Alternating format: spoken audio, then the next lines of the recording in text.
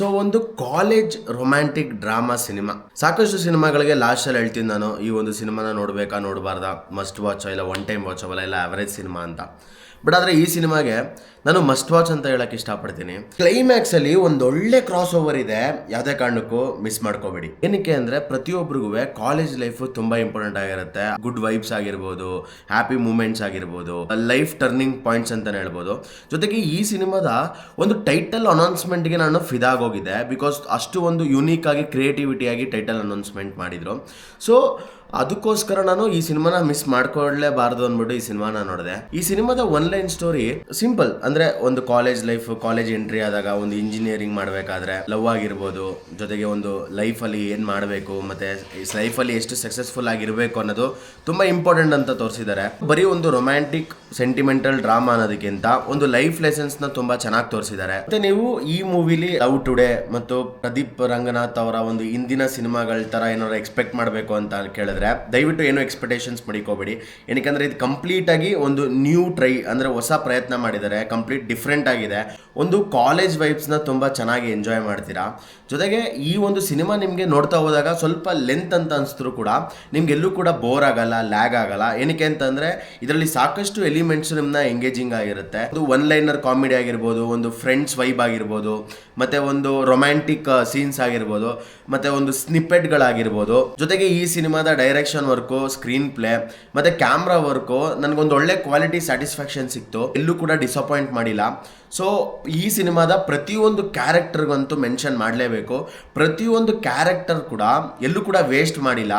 ಅಂದರೆ ಒಂದು ಕ್ಯಾರೆಕ್ಟರೈಸೇಷನ್ ಏನಿದೆ ಪ್ರತಿಯೊಂದು ಕ್ಯಾರೆಕ್ಟರ್ಗೂ ಜಸ್ಟಿಸ್ ಸಿಕ್ತು ಅಂತಲೇ ಹೇಳ್ಬೋದು.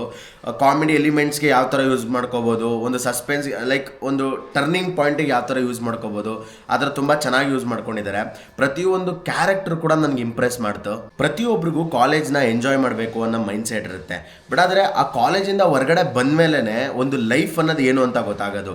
ಬಟ್ ಇಲ್ಲಿ ಈ ಒಂದು ಮೇನ್ ಕ್ಯಾರೆಕ್ಟರ್ಗೆ ಲೈಕ್ ಕಾಲೇಜಲ್ಲಿ ಎಂಜಾಯ್ ಮಾಡಿಕೊಂಡು ಮತ್ತು ಕಾಲೇಜಿಂದ ಹೊರಗಡೆ ಬಂದ ಮೇಲೆ ಎಷ್ಟು ಬೇಗ, ಅಂದರೆ ಒಂದು ಡಿಗ್ರಿನೇ ಇಲ್ಲದೆ ಎಷ್ಟು ಸಕ್ಸಸ್ಫುಲ್ ಆಗಿರಬೇಕು ಅನ್ನೋದು ಒಂದು ಆಲೋಚನೆ. ಆ ಒಂದು ಸಕ್ಸಸ್ಫುಲ್ ಆಗ್ತಾರಾ, ಹೆಂಗಾಗ್ತಾರೆ ಅನ್ನೋದೇ ಒಂದು ಸಿನಿಮಾ. ಅಂದರೆ ಪ್ರತಿಯೊಂದು ಶಾರ್ಟ್ ಕಟ್ಟಲ್ಲಿ ಆಗುವಂಥ ಒಂದು ಸಕ್ಸಸ್ಗೆ ಎಲ್ಲೋ ಒಂದು ಕಡೆ ಒಂದು ಟರ್ನಿಂಗ್ ಪಾಯಿಂಟ್ ಇರುತ್ತೆ. ಆ ಒಂದು ರಿಗ್ರೆಟ್ ಅನ್ನೋದಿರುತ್ತೆ. ಮತ್ತು ಗಿಲ್ಟಿಂದ ತುಂಬ ದಿನ ಬದುಕೋಕ್ಕಾಗಲ್ಲ ಅನ್ನೋದನ್ನ ತುಂಬ ಚೆನ್ನಾಗಿ ತೋರಿಸಿದ್ದಾರೆ. ಫ್ಯಾಮಿಲಿ ಸೆಂಟಿಮೆಂಟು ತುಂಬಾ ಚೆನ್ನಾಗಿ ವರ್ಕೌಟ್ ಆಗಿದೆ. ಇನ್ನು ಈ ಬ್ಯಾಕ್ ಗ್ರೌಂಡ್ ಸ್ಕೋರು, ಸಾಂಗ್ಸ್ ಅಂತ ಬಂದರೆ ಪ್ರತಿಯೊಂದು ಸಾಂಗ್ಸ್ ಕೂಡ ನನಗೆ ಇಷ್ಟ ಆಯಿತು. ಜೊತೆಗೆ ಒಂದು ಬ್ಯಾಕ್ ಗ್ರೌಂಡ್ ಸ್ಕೋರ್ಗೆ ಒಂದು ಪರ್ಫೆಕ್ಟ್ ಟೈಮಿಂಗಲ್ಲೇ ಕೊಟ್ಟಿದ್ದಾರೆ ಅಂತ ಅನಿಸ್ತು. ಏನಕ್ಕೆ ಪ್ರತಿಯೊಂದು ಸೀಕ್ವೆನ್ಸ್ಗೂ ಕೂಡ ಮ್ಯಾಚ್ ಆಯಿತು.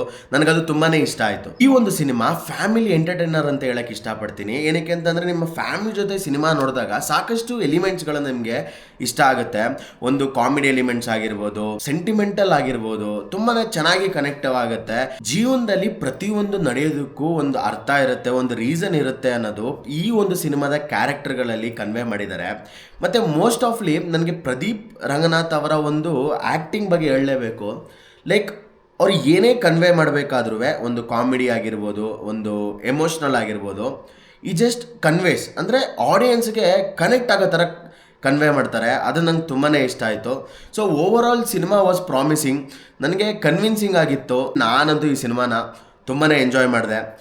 ಸೊ ನಾನು ಈ ಸಿನಿಮಾನ ನೀವು ಹೋಗಿ ಥಿಯೇಟ್ರಲ್ಲೇ ಎಕ್ಸ್ಪೀರಿಯನ್ಸ್ ಮಾಡಿ ಎಂಜಾಯ್ ಮಾಡ್ತೀನಿ ಅಂತ ಸಜೆಸ್ಟ್ ಮಾಡ್ತೀನಿ. ಇನ್ನು ಮಿಕ್ಕಿದ್ದು ನಿಮಗೆ ಬಿಟ್ಟಿದ್ದು. ಸಿಗೋಣ ಮುಂದಿನ ರಿವ್ಯೂಲಿ. ಅಲ್ಲಿವರೆಗೂ ನಗ್ತಾ ಇರಿ.